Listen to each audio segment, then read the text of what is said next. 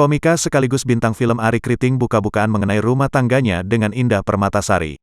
Setelah menikah pada tanggal 12 Januari tahun 2021 lalu, beredar kabar jika Indah Permatasari saat ini tengah hamil anak pertama.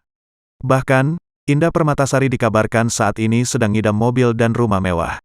Beredar kabar pula jika saat ini Arie Kriting sedang kewalahan menuruti keinginan sang istri tersebut.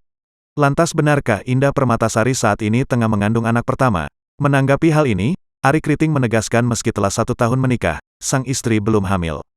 Dia dan Indah terus menjalani program memiliki anak dari awal menikah hingga saat ini. Doakan saja, kata Arie Kriting ketika ditemui di sela pre-screening film akad di bioskop 21 Epicentrum Walk, Kuningan, Jakarta Selatan, Rabu, tanggal 2 Februari tahun 2022. Mereka sama sekali tidak menunda soal momongan. Kalau menunda untuk memiliki anak sih enggak. Doakan saja, ucapnya. Belakangan ini Arie Kriting justru sering mendengar Indah Permatasari sedang ngidam.